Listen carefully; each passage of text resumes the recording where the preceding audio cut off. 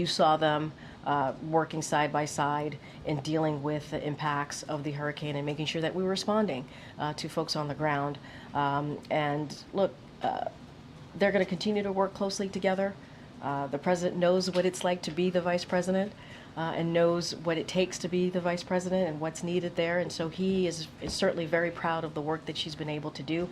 I'm not going to get into details or specifics of private conversations that they have. Go ahead, Annie. Oh, thanks so much.